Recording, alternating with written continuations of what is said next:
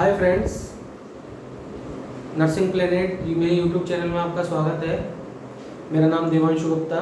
Again welcome you with our previous topic only which is already written over here. पहले यहाँ पे लिखा हुआ कल वाला टॉपिक जो था, कल हम डायरेटिक पे चल रहे थे लेकिन हमारा टॉपिक पूरा नहीं हो पाया था due to poor internet connectivity. लेकिन आज हम डायरेटिक कंप्लीट करके करेंगे, ठीक है। आई होप कि आप सब लोग नर्सिंग प्लेनेट चैनल पे ग्रुप्स पे क्विज एंजॉय कर रहे होंगे, ठीक है। There are some prize on that, ठीक है। तो बहुत सारे विनर्स भी निकल के आ रहे हैं, अब निकल के आ रहे हैं तो हम उनकी लिस्ट बना रहे हैं ताकि लॉकडाउन में आप इजीली आपकी स्टडी को कंटिन्यू रख सको। क्योंकि ऑफलाइन क्लासेस तो आपको पता है कि बंद ही है, तो ऑफलाइन क्लासेस अगर बंद है तो आपको हम प्रोवाइड करा रहे हैं ये सारी चीज़, ठीक है। तो आज का टॉपिक हम स्टार्ट करते हैं। और एक चीज़ और मैं आपको बता देता हूँ कि हमारा जो ग्रुप है वो फुल हो चुका है।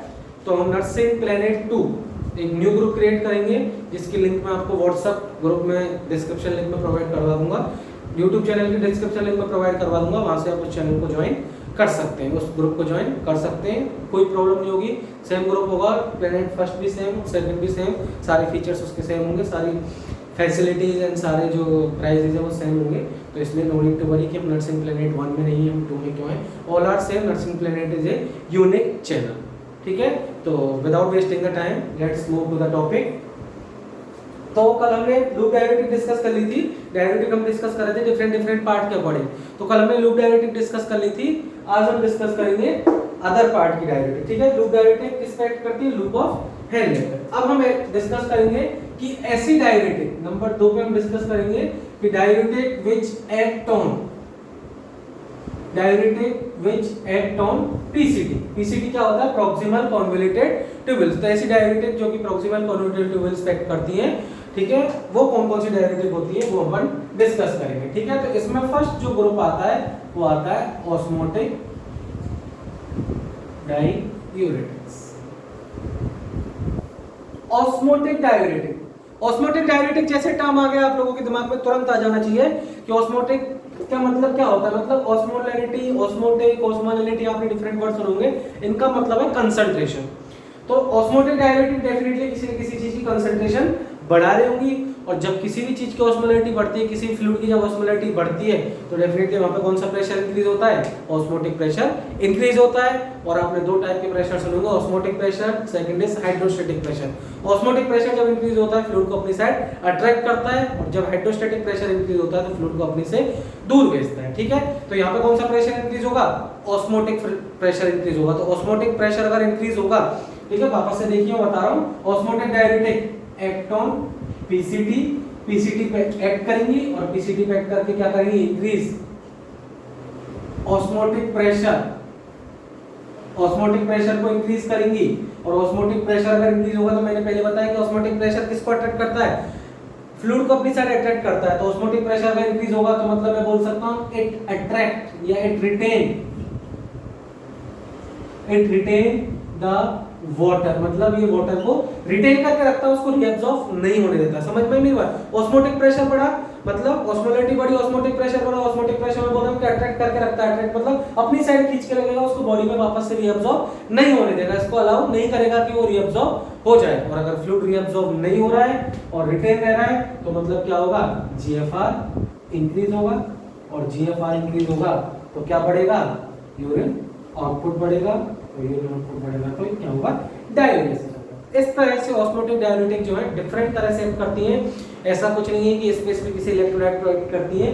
ये क्या करती है? ऑस्मोटिक प्रेशर को बढ़ाएंगी, रिटेन करेंगी फ्लूइड को, जीएफआर को बढ़ाएंगी, और जीएफआर बढ़ेगा तो डेफिनेटली यूरिन आउटपुट भी आपका बढ़ जाएगा, ठीक है। तो इस तरह से आपकी एक्ट करती हैं ऑस्मोटिक डाययूरेटिक। नेक्स्ट बात आती है कि ऑस्मोटिक डाययूरेटिक के एग्जांपल कौन-कौन से होते हैं। तो ऑस्मोटिक डाययूरेटिक के जो एग्जांपल होते हैं वो होते हैं, आपने वेरी वेल नोन नेम है, बहुत अच्छे से आप लोगों ने सुना होगा। ऑस्मोटिक डाययूरेटिक का क्लासिकल एग्जांपल मैनिटॉल आपने सुना होगा, दूसरा ग्लिसरॉल आपने सुना होगा, और third आइसोसोर्बेट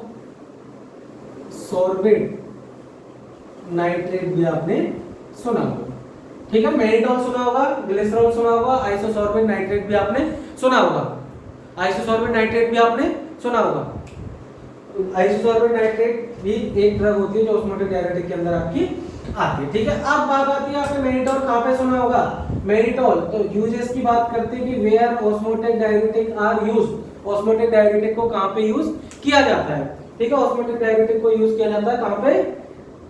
drug of choice in increase ICP. Increase ICP में ड्रग ऑफ चॉइस होती है। ठीक है, दूसरा इनको यूज किया जाता है हाइपरटेंशन की कंडीशन में भी ऑस्मोटिक डाययूरेटिक ड्रग को अपन यूज कर सकते हैं। थर्ड चीज आती है ऑस्मोटिक डाययूरेटिक और क्या यूज कर सकते हैं इसको? एज ए अल्टरनेट अपन यूज कर सकते हैं इंक्रीज आईओपी। और इंक्रीज आईओपी वाली कंडीशन होती है उसको क्या बोलते हैं अपन? ग्लूकोमा। ठीक है, क्या बोलते हैं उसको? ग्लूकोमा बोलते हैं। ठीक है, तो तीन जगह पे और भी कुछ इंडिकेशन है जहां पे अपन ऑस्मोटिक डाययूरेटिक को यूज कर सकते हैं। और कहां पे यूज कर सकते हैं? सेरेब्रल एडिमा है, और एक और इंडिकेशन में डायरेक्टली वो होता है हेड इंजरी वाले पेशेंट में। वैसे हेड इंजरी वाले पेशेंट में क्या रहता है कि आईसीपी ही इंक्रीज होता है। ठीक है, ड्रग ऑफ चॉइस मैंने बोला कि इंक्रीज आईसीपी में है, तो आपके दिमाग में नेक्स्ट क्वेश्चन आएगा कि आईसीपी में दे रहे हैं तो डेफिनेटली हेड इंजरी वाले पेशेंट में भी आईसीपी इंक्रीज रहता है, तो वहां पे भी इसका सेम एक्शन है। ये क्या करता है? इंट्राक्रैनियल प्रेशर को डिक्रीज करता है, फ्लूइड को बाहर ड्रेन आउट करता है ताकि इंट्राक्रैनियल प्रेशर, उनके लगने वाला जो प्रेशर है वो कम हो जाए। हाइपरटेंशन में ज्यादा वैसे यूज नहीं किया जाता, कॉमनली यूज डायरेक्टेड हाइपरटेंशन के लिए जो ऑस्मोटिक डाययूरेटिक है वो नहीं करते हैं अपन।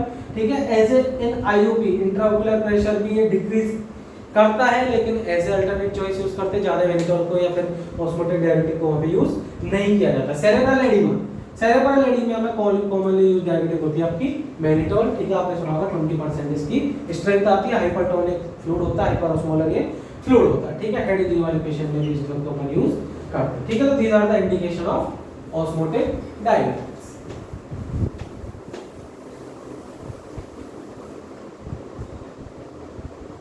नेक्स्ट बात करते हैं कि साइड इफेक्ट्स, कि क्या साइड इफेक्ट हो सकते हैं। तो ऑस्मोटिक डाययूरेटिक इलेक्ट्रोलाइट इम्बैलेंस करती है। ठीक है, अगर जीएफआर बढ़ रहा है, जीएफआर बढ़ रहा है तो डेफिनेटली, ठीक है, जीएफआर बढ़ रहा है और यूरिन आउटपुट बढ़ रहा है तो डेफिनेटली क्या करती है? इलेक्ट्रोलाइट का बॉडी से लॉस कराती है। तो बॉडी में जो है सारे इलेक्ट्रोलाइट की डेफिशिएंसी होती है। ऐसा कोई स्पेसिफिक इलेक्ट्रोलाइट इसके लिए नहीं है, जैसे आगे आने वाली कुछ ड्रगों के लिए मैं बताऊंगा स्पेसिफिक इलेक्ट्रोलाइट की डेफिशिएंसी करती है, स्पेसिफिक इलेक्ट्रोलाइट को रिटेन करती है। लेकिन इस ड्रग के साथ ऐसा नहीं है, जो आपकी ऑस्मोटिक डाययूरेटिक है सारे इलेक्ट्रोलाइट का लॉस कराती है, वाटर का भी ये लॉस कराती है, तो इलेक्ट्रोलाइट इम्बैलेंस। दूसरा मैंने बोला वाटर का भी ये लॉस कराती है, तो क्या करेगी? हाइपोवोलेमिया भी ड्रग करती है। ठीक है, क्या करती है? हाइपोवोलेमिया, वाटर का भी लॉस कराती है। और थर्ड एक इंपॉर्टेंट और चीज है यहाँ पे, ये ड्रग क्या करती है? हेपेटिक एन्सेफेलोपैथी भी करती है। हेपेटिक एन्सेफेलोपैथी होगी तो आप समझ जाओ कि इसको दूसरा क्या बोल सकते हो? हेपेटोटॉक्सिक। ठीक है, अगर हेपेटिक एन्सेफेलोपैथी मेरे को नहीं बोलना है तो मैं बोल सकता हूँ कि हेपेटोटॉक्सिक। हेपेटिक एन्सेफेलोपैथी एक ऐसी कंडीशन है जहाँ पे क्या होता है कि जो अपना बिलिरुबिन होता है, ठीक है, उसका कॉन्जुगेशन नहीं होने के कारण या कुछ भी प्रॉब्लम होने के कारण अमोनिया जो होता है वो क्या करता है? ब्लड ब्रेन बैरियर को क्रॉस कर जाता है। ब्लड ब्रेन बैरियर को क्रॉस कर गया तो वहां पे हार्मफुल इफेक्ट कॉज करता है, उसको क्या बोलते हैं? हेपेटिक एन्सेफेलोपैथी बोलते हैं। तो इस वजह से अपन बोल सकते हैं कि ऑस्मोटिक डाययूरेटिक होती है कैसी होती है? हेपेटोटॉक्सिक होती है। ठीक है, तो इसलिए लीवर फेलियर वाले जो पेशेंट है, लीवर डैमेज वाले पेशेंट है, उनमें क्या करना है? इस ड्रग को कॉशियसली यूज करना। ठीक है, तो this was about osmotic diuretic. Next group जो पीसीटी वाली डाययूरेटिक में से आपका है, नेक्स्ट जो आपकी पीसीटी वाली डाययूरेटिक में से है वो है carbonic anhydrase inhibitor. Carbonic anhydrase inhibitor. ठीक है, कार्बोनिक एनहाइड्रेज, यहाँ पे सफिक्स क्या लग रहा है? एज, और जहां पे भी एज लगता है वो क्या होते हैं? एंजाइम्स होते हैं। तो मतलब कार्बोनिक एनहाइड्रेज भी एक एंजाइम है। और मैं आपको इंफॉर्मेशन भी बता देता हूँ कार्बोनिक एनहाइड्रेज कहाँ पे रहता है। एक तो लोकेशन मैंने आपको बता के रखी है कि पेल्टिसिटी पे रहता है, प्रॉक्सिमल कोरिलेटेड ट्यूबल्स पे रहता है। दूसरा बताता हूँ कि आइज में रहता है, ठीक है, पेनक्रियाज में रहता है, ठीक है, और गैस्ट्रिक में भी। ठीक है, कहाँ पे रहता है? पीसीटी में रहता है, आइज में रहता है, पेनक्रियाज में रहता है और गैस्ट्रिक में भी प्रेजेंट रहता है। तो ड्रग क्या करती है? कार्बोनिक एनहाइड्रेज जो एंजाइम है उसको इनहिबिट करती है। अब बात आती है कार्बोनिक एनहाइड्रेज का काम क्या होता है। कार्बोनिक एनहाइड्रेज का काम ये होता है कि ये कार्बोनिक एसिड के फॉर्मेशन को प्रिवेंट करते हैं। कार्बोनिक एसिड के फॉर्मेशन को ये नहीं होने देते। और कार्बोनिक एसिड का फॉर्मेशन होता कैसे? ये देखिए H2O, प्लस CO2 अगर मिलते हैं तो ये क्या फॉर्म करते हैं, H2CO3 करते हैं। ठीक है, देखिए H2O और CO2 अगर मिले तो किसका फॉर्मेशन करेंगे, H2CO3, और H2CO3 को अपन क्या बोलते हैं, कार्बोनिक एसिड बोलते हैं अपन।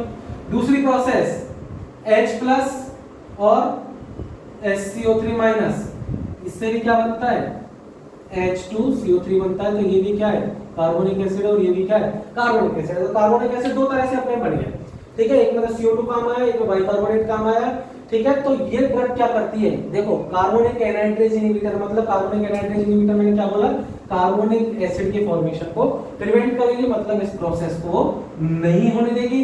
और इस प्रोसेस को अगर नहीं होने देगी तो क्या बढ़ेगा, यहाँ पे H2O बढ़ेगा, बढ़ेगा नहीं बढ़ेगा, पानी बढ़ेगा, HCO3 बढ़ेगा। इन दोनों का क्या बढ़ेगा, एक्सक्रीट आउट होंगे। ये दोनों क्या होंगे, एक्सक्रीट आउट होंगे, ये दोनों बॉडी से बाहर निकलेंगे, और ये दोनों बॉडी से बाहर निकलेंगे तो बॉडी में क्या होगा, डाइयूरेसिस होगा। क्या होगा, बॉडी में डाइयूरेसिस होगा कि नहीं होगा।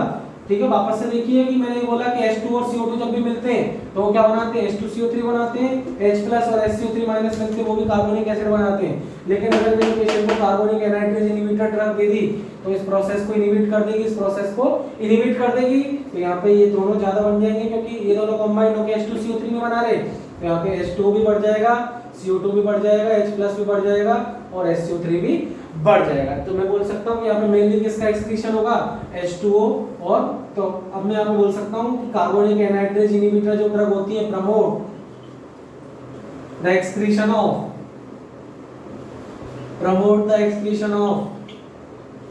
Water and bicarbonate ion.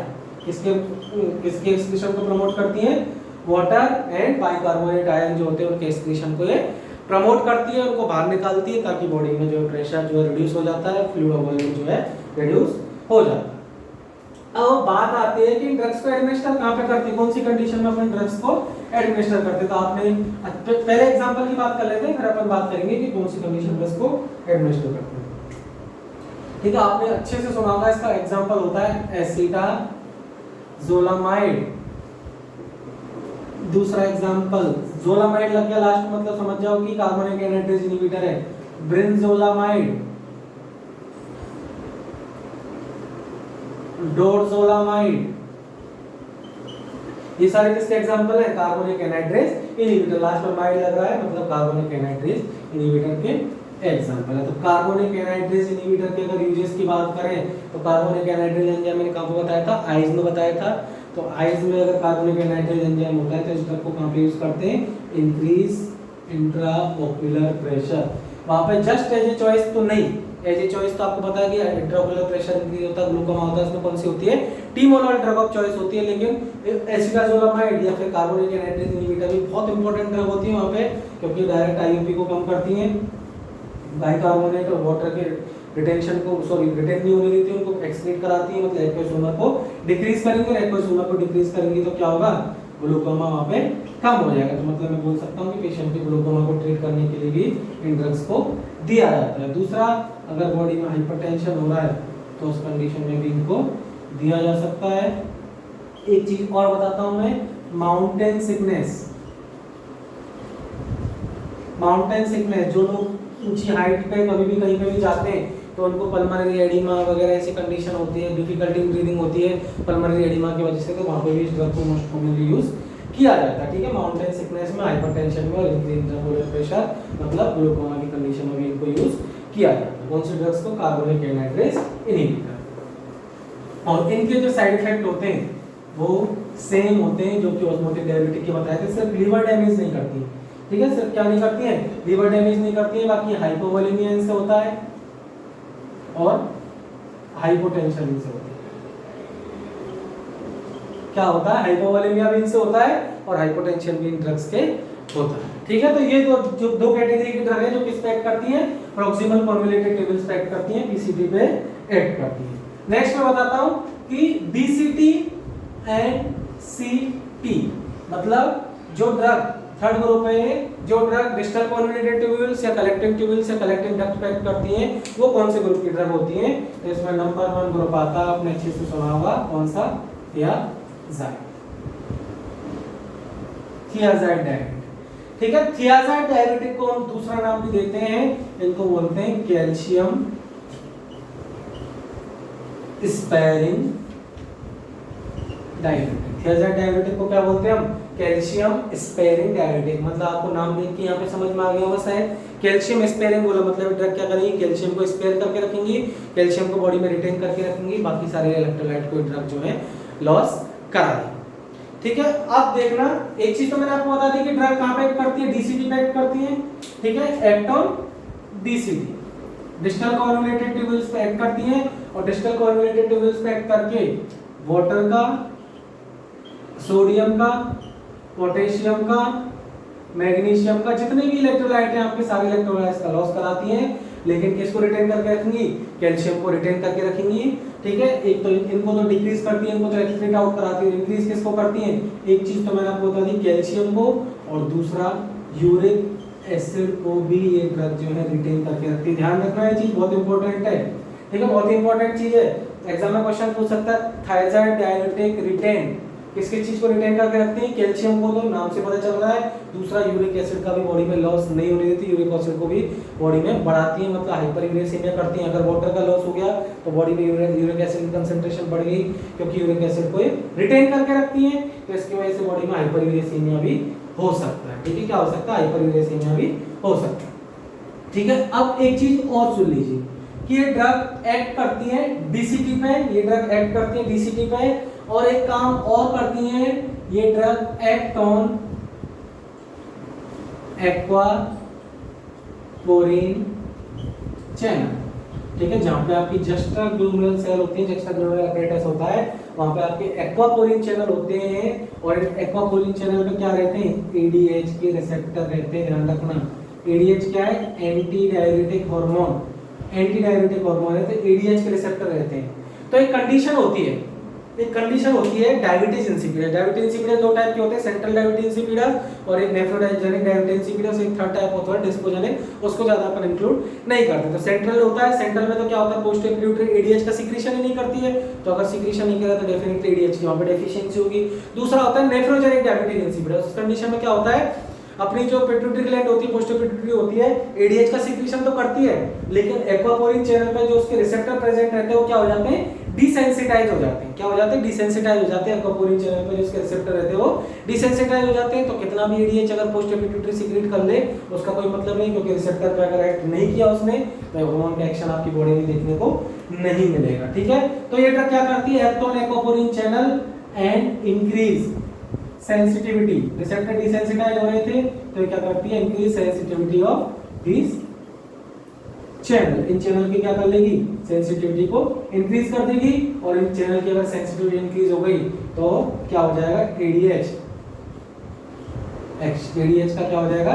Action start हो जाएगा, और एडीएच का एक्शन स्टार्ट हो गया तो बॉडी में क्या हो जाएगा? ये प्रॉब्लम जो थी एडीएच के रिसेप्टर डिसेंसिटाइज होने की वजह से कौन सी प्रॉब्लम हो रही थी? यहाँ पे नेफ्रोजेनिक डायबिटीज इंसिपिडस जो हो रहा था वो यहाँ पे क्या हो जाएगा? ट्रीट हो जाएगा। ठीक है, तो समझ में आई मेरी बात? वापस से एक बार देख लो, ये ड्रग डीसीटी पे एक्ट करती है, वाटर को लॉस कराएगी, सोडियम को लॉस कराएगी, पोटेशियम को लॉस कराएगी, मैग्नीशियम और बाकी जितने भी इलेक्ट्रोलाइट है सारे को लॉस कराएगी, लेकिन except two calcium and uric acid. ये दो इलेक्ट्रोलाइट है, इनको क्या करेगी? रिटेन करके रखेगी बॉडी के अंदर, तो कैल्शियम और यूरिक एसिड बॉडी के अंदर आपकी इंक्रीज हो सकती है। दूसरा मैंने बताया कि ड्रग कहां पे एक्ट करती है? एक्वापोरिन चैनल्स पे एक्ट करती है। एक्वापोरिन चैनल्स पे आपके क्या होते हैं? एडीएच रिसेप्टर होते हैं। एडीएच रिसेप्टर पे एक्ट करके उनकी सेंसिटिविटी को बढ़ा देती है, ताकि जो भी पोस्टीरियर पिट्यूटरी से आपका आने वाला एडीएच है वो रिसेप्टर पर प्रॉपर्ली एक्ट कर सके, और टारगेट ऑर्गन पे एक्ट करेगा, उसका एक्शन जो है स्टार्ट हो जाएगा, क्योंकि वो रिसेप्टर के साथ प्रॉपर्ली बाइंड हो सकता है अगर वो सेंसिटाइज है तो। ठीक है, तो एडीएच का एक्शन स्टार्ट हो जाएगा। तो ऐसी कौन सी कंडीशन है जिसमें एडीएच के रिसेप्टर खराब हो जाते हैं, डिसेंसिटाइज हो जाते हैं? तो नेफ्रोजेनिक डायबिटीज इंसिपिडस। ठीक है, तो वहां पे ड्रग ऑफ चॉइस अपनी हो सकती है। ठीक है, यूजेस में अपन अभी और पढ़ लेंगे। ठीक है, अब एग्जांपल देखते हैं कि एग्जांपल कौन कौन से होते हैं। थायराइड ग्रुप के जो एग्जांपल होते हैं वो होते हैं यहाँ पे हाइड्रोक्लोरोथायराइड, हाइड्रोक्लोरोथायराइड, क्लोरोथायराइड,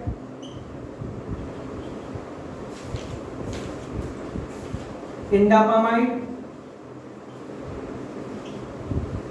बीमापाइड, ठीक है, ये एग्जांपल होता है हाइड्रोक्लोरोथायजाइड, क्लोरोथायजाइड, इंडोपामाइड, निमापाइड। ठीक है, ये एग्जांपल होते हैं किसके, थायजाइड ग्रुप के। तो ये ड्रग क्या करती हैं, ड्रग ऑफ चॉइस होती है। यूजेस भी पढ़ लेते हैं साथ साथ। तो यूजेस में मैंने एक तो आपको यूज बता दिया कि किसमें ड्रग ऑफ चॉइस होंगी, drug of choice in nephrogenic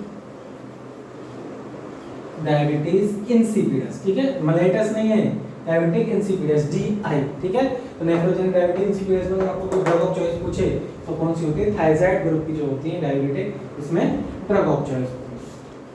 ठीक है, इसके बाद नेक्स्ट, इन ड्रग्स को कंजेस्टिव कार्डियक फेलियर में as first line drug use किया जाता है। बताओ क्यों?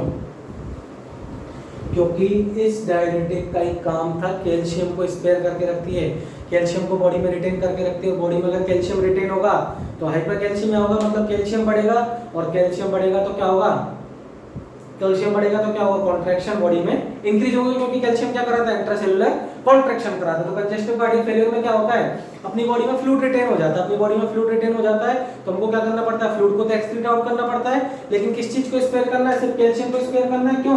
क्योंकि कैल्शियम क्या करेगा, कॉन्ट्रैक्शन अपनी बॉडी में बढ़ाएगा। तो सेम एक्शन ये कर रही है, सारे इलेक्ट्रोलाइट का लॉस करा रही है, वाटर का लॉस कर रही है, मतलब हार्ट के वर्कलोड को तो ये कम कर रही है, और क्या कर रही है, फर्स्ट लाइन ड्रग इसको क्या बोला, क्योंकि कैल्शियम को ये स्पेयर कर रही है ताकि इंट्रासेलुलर कॉन्ट्रैक्शन स्टार्ट हो सके और हार्ट अपना कॉन्ट्रैक्टिलिटी स्टार्ट कर दे, इसके वजह से।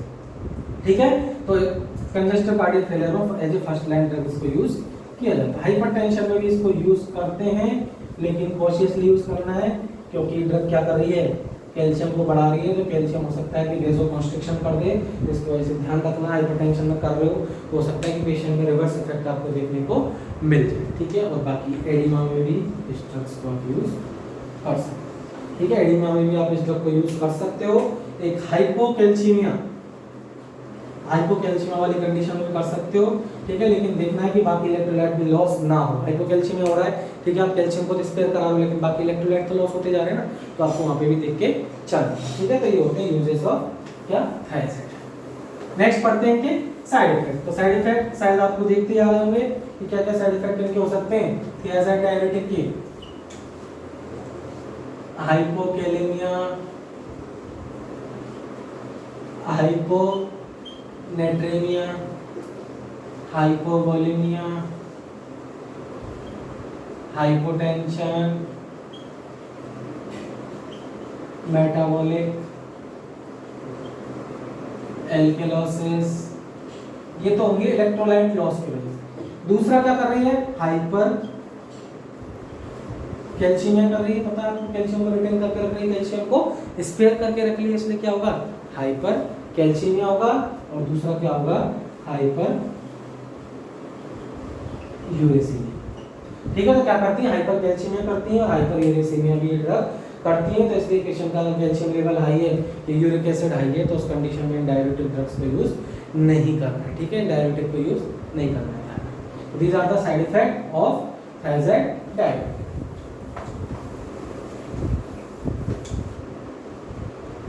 नेक्स्ट सेकंड ग्रुप देखें अपन इसी में। तो इसके बाद नेक्स्ट ग्रुप होता है पोटेशियम स्पेयरिंग डायरेटिक्स। कौन सा होता है next, potassium sparing diuretic. Potassium sparing diuretic direct नाम ही बता रहा है कि ऐसी ड्रग जो किसको रिटेन करके रखें, रिटेन द पोटेशियम, ऐसी ड्रग जो पोटेशियम को तो रिटेन करके रखती हैं and loss rest other electrolyte. तो ऐसी ड्रग जो बाकी सारे इलेक्ट्रोलाइट को तो लॉस करा दें और पोटेशियम को रिटेन करके रखें, उनको क्या बोलते हैं, पोटेशियम स्पेयरिंग डायरेटिक अपन बोलते हैं। ठीक है, अब एग्जांपल आपने सुने होंगे पोटेशियम स्पेयरिंग डायरेटिक के एग्जांपल क्या होते हैं, स्पाइरोलेक्टोन, एल्डेक्टोन नाम से आती है, आपने देखा होगा खूब हॉस्पिटल सेटिंग में अच्छे से यूज करते हैं, ड्रग को बहुत कॉमनली यूज की जाती है स्पाइरोलेक्टोन या एल्डेक्टोन। ठीक है, और दूसरी ड्रग यहाँ पे आती है आपकी अमाइलोराइड। दूसरी ड्रग कौन सी आती है, अमाइलोराइड या अमीलोराइड, कुछ बोल रहा है अमीलोराइड बोल रहा है अमाइलोराइड। तो ये ड्रग होती है पोटेशियम स्पेयरिंग डायरेटिक। अब नेक्स्ट साथ साथ में इसके यूजेस की भी बात कर लें कि कहाँ पे यूज किया जाता है इनको, तो बताओ कहाँ पे यूज किया जा सकता है। ऐसी कंडीशन ऐसी कोई कंडीशन जहां पे अपने को पोटेशियम को तो रिटेन रखना है और बाकी सारे इलेक्ट्रोलाइट को लॉस कराना है। तो ऐसी कंडीशन में आपको बता दूं, एक तो होती है कुशिंग डिजीज।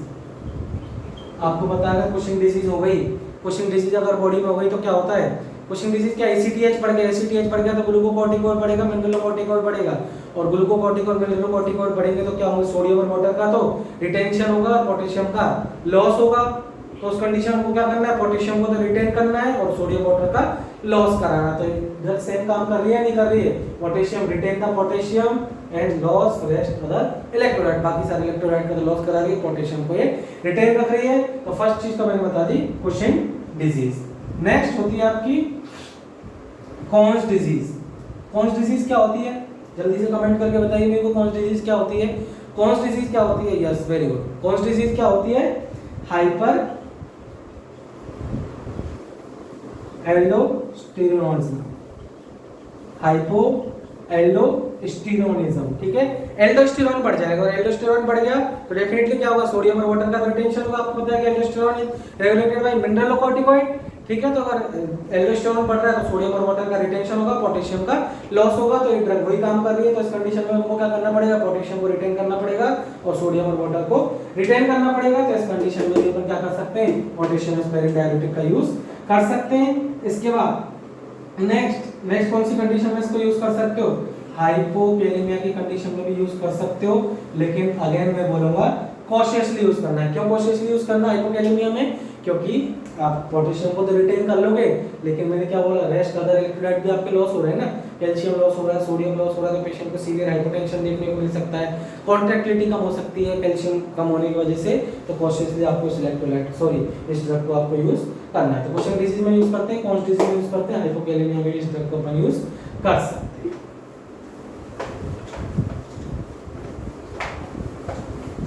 नेक्स्ट बात करते हैं इनके साइड इफेक्ट्स की।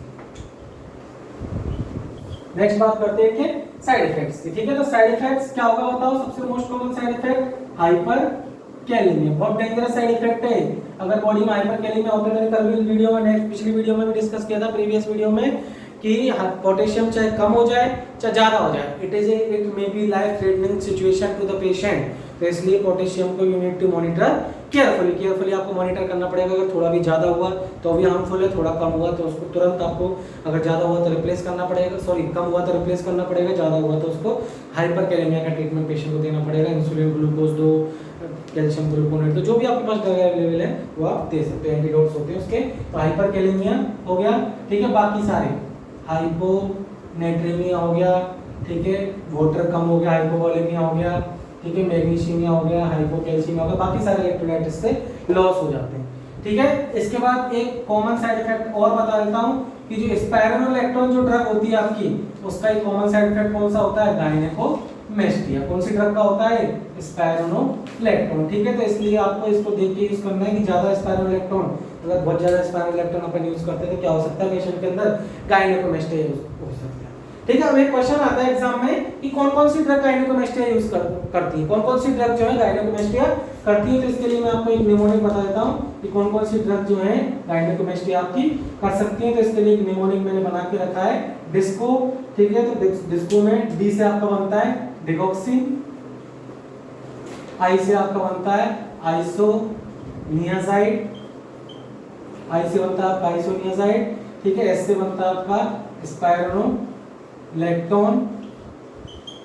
सी से बनता है आपका सिमिटिडीन और ओ से बनता है आपका एस्ट्रोजन, ठीक है। तो these are the drug. Exam में क्वेश्चन पूछ सकता है, या तो क्वेश्चन ऐसा आता है which of the following drug cause gynecomastia, या फिर दूसरा क्वेश्चन ऐसा आ सकता है which of the following drug cause gynecomastia except. तो तीन ड्रग इसमें से दे देगा, कोई एक ड्रग अलग से दे देगा। तो मेरी निमोनिक से आज का डिस्को, डिगॉक्सिन, आइसोनियाजाइड, स्पाइरोलेक्टोन, सिमिटिडीन और एस्ट्रोजन, ठीक है। आपने सुना होगा कि एस्ट्रोजन मेमोजेनेसिस कराता है, लेकिन एक्सेसिव एस्ट्रोजन दे दिए तो ब्रेस्ट का एनलार्जमेंट भी ये करा सकता है। और इसका एंटीडोट क्या होता है, टेमोक्सिफेन होता है। टेमोक्सिफेन को इसलिए अपन कहां पे यूज करते हैं, ब्रेस्ट कैंसर में, क्योंकि ब्रेस्ट कैंसर में क्या होता है, एस्ट्रोजन पेशेंट के अंदर ज्यादा मिलता है तो ब्रेस्ट का एनलार्जमेंट हो जाता है, ब्रेस्ट टिश्यू की एबनॉर्मल ग्रोथ हो जाती है। तो उस कंडीशन में कौन सी देते हैं अपन, टेमोक्सिफेन नाम की जो ड्रग है वो देते हैं, इसको एस्ट्रोजन का एंटीडोट भी बोला जाता है। तो मैं बात कर रहा था कि स्पाइरोलेक्टोमी क्या करती है, गायनेकोमेस्टिया पेशेंट के अंदर करती है, तो इसलिए इसको मेल पेशेंट को अगर दे रहे हो,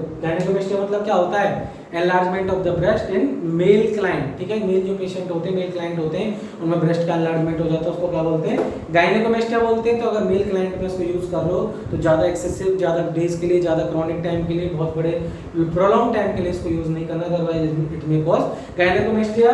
या फिर आप दूसरा काम क्या कर सकते हो, अमीलोराइड यूज कर सकते हो, ठीक है। अगर आपको लग रहा है कि लॉन्ग टर्म पेशेंट को ये ड्रग देनी है, पोटेशियम स्पेरिंग डायरेटिक, तो आप कौन सी ड्रग यूज कर सकते हो, अमीलोराइड पेशेंट के अंदर यूज आप कर सकते हो, ठीक है। तो this was about potassium sparing diuretic, याद रखना ये चीजें, ठीक है। डायरेटिक की नर्सिंग रिस्पांसिबिलिटी मैं आपको पहले बता चुका हूं कि सारी डायरेटिक, कोई भी डायरेटिक अगर आप पेशेंट को दो, पेशेंट की आपको कंटीन्यूअस कार्डियक मॉनिटरिंग करनी है, स्पेशली ईसीजी, क्योंकि ये इलेक्ट्रोलाइट्स का लॉस कराती है। इलेक्ट्रोलाइट आपको पता है कि कैल्शियम हुआ, पोटेशियम हुआ, ये हार्ट की कंडक्शन सिस्टम को, हार्ट की कॉन्ट्रैक्टिलिटी को मेंटेन करते हैं। तो फर्स्ट क्या हो गया, आपको पेशेंट को कंटीन्यूअस कार्डियक मॉनिटरिंग करनी है, कंटीन्यूअस बीपी मॉनिटर करना है, क्योंकि सारी ड्रग क्या कर रही थी, हाइपोटेंशन कर रही थी, तो इसकी वजह से कंटीन्यूअस बीपी मॉनिटरिंग करना है। ध्यान रखना किसी भी डायरेटिक को नाइट टाइम में नहीं देना, ठीक है, अवॉइड करें। इमरजेंसी सिचुएशन तो अलग बात है, लेकिन नाइट टाइम में इसको नहीं देना। क्यों नहीं देना, क्योंकि नाइट टाइम में फ्रीक्वेंट यूरिनेशन होगा तो पेशेंट का स्लीपिंग पैटर्न भी यहाँ पे डिस्टर्ब हो सकता है, ठीक है।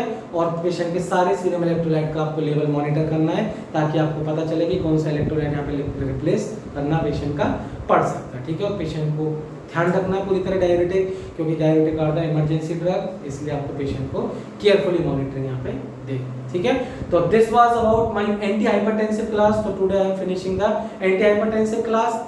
Next class we will come with some other new topic. This is the part 3 of anti-hypertensive drug.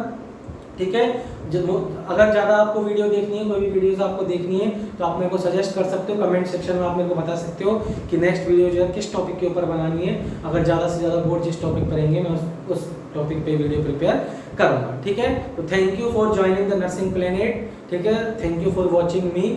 और नर्सिंग प्लेनेट मैंने आपको पहले बता दिया कि ग्रुप है, एक बड़ा चैनल है, तो आप उसको सब्सक्राइब कर सकते हो, लाइक कर सकते हो, कमेंट कर सकते हो अगर आपकी वीडियो अच्छी लगे तो, ठीक है। Thank you, be safe, thank you for joining this class.